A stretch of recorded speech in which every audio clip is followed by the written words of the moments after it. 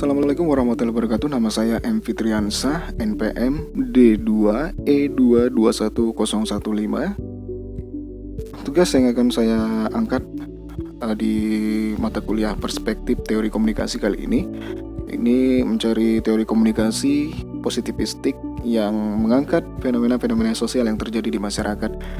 Yang akan saya pilih yaitu teori kultivasi. Adapun latar belakang teori ini, teori kultivasi, hasil ide George Wagner dengan bantuan rekan-rekannya itu dituangkan dalam artikel berjudul The Television World of Violence yang bertajuk Mass Media and Violence. Nah, dia benar melakukan penelitian tentang indikator budaya yang mempelajari pengaruh menonton televisi, dunia seperti apa yang dibayangkan oleh orang dari menonton televisi.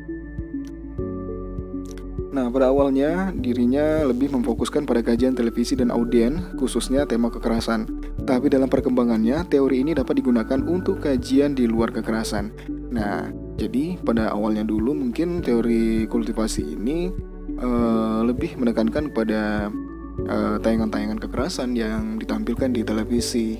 Namun, pada perkembangannya bukan hanya tayangan kekerasan saja, namun tayangan-tayangan yang mengakibatkan ataupun menyebabkan para pemirsanya menjadi masyarakat yang lebih konsumtif itu juga termasuk dalam kajian dari teori kultivasi ini.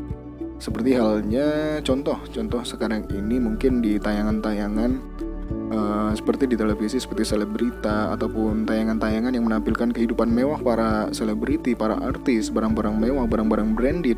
Itu secara tidak langsung nanti akan berefek kepada masyarakat ataupun para pemirsa yang menonton dari tayangan tersebut menjadi lebih konsumtif dan lebih memikirkan barang-barang mereka harus sama dengan apa yang digunakan ataupun apa yang dipakai oleh artis-artis tersebut ataupun brand-brand yang digunakan oleh artis tersebut. Ini menjadi salah satu tujuan dari teori kultivasi ini ataupun tujuan dari media yang menayangkan hal-hal tersebut sehingga pemirsa yang menontonnya akan menjadi lebih konsumtif lagi dalam membeli barang-barang, sehingga ini membuat teori kultivasi ini tidak hanya fokus pada kekerasan yang terjadi di media.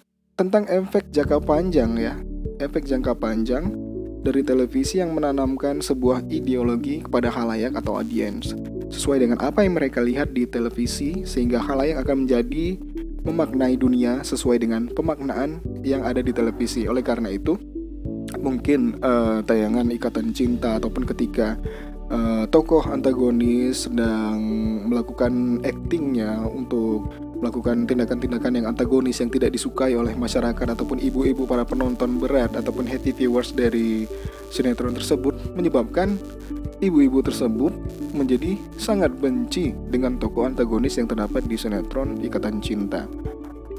Mereka mengesampingkan bahwasannya tokoh tersebut menggunakan skenario, apalah itu skenario ataupun hal tersebut hanya acting, namun tertanam di dalam pemikiran viewers, penonton, audiens, tokoh antagonis itu menjadi orang yang harus mereka benci.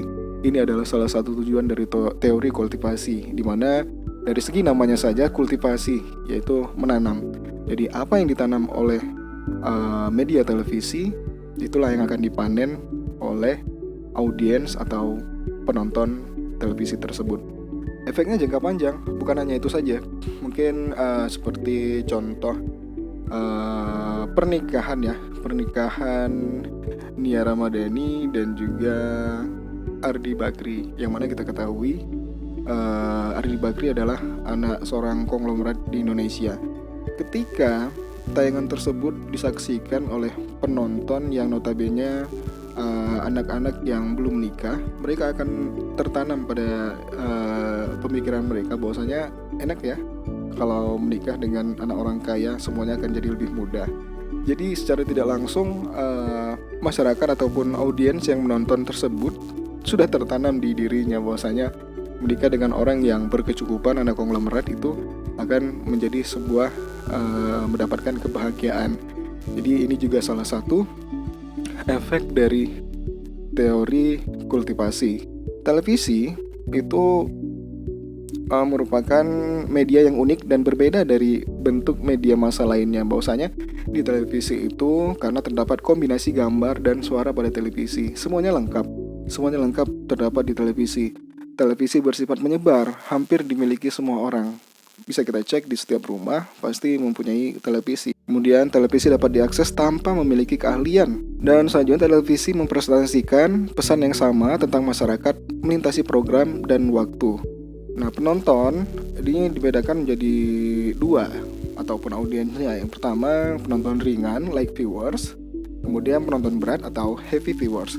Nah, light viewers ini menonton televisi sampai dengan 2 jam sehari. Sedangkan menonton heavy viewers, penonton berat, itu lebih dari 4 jam per hari. Semakin banyak seseorang menghabiskan waktu untuk menonton televisi, semakin kuat kecenderungan orang tersebut menyamakan realitas di televisi dengan realitas sosial. Nah, itu yang saya sampaikan tadi. Mungkin tidak hanya di kekerasan ya. Kalau kekerasan sudah jelas bahwasanya apa yang mereka tonton di televisi. Mungkin seperti kalau zaman-zaman dulu itu di tahun 90-an itu ada tayangan WWF, Smackdown.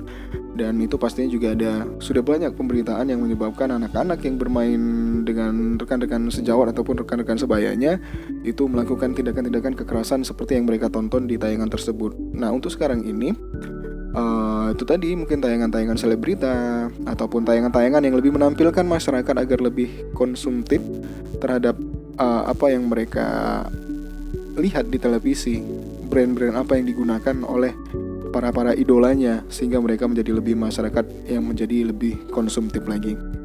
Mungkin itu saja yang bisa saya sampaikan, bahwasanya intinya dari teori kultivasi, televisi mempengaruhi dan audiens itu terpengaruh. Jadi sejalan dengan positivistik, bahwasanya linear sebab akibat. Apa yang mereka tanam itu yang audiens tuai. Mungkin itu saja yang bisa saya sampaikan. Lebih dan kurang mohon maaf. Wassalamualaikum warahmatullahi wabarakatuh.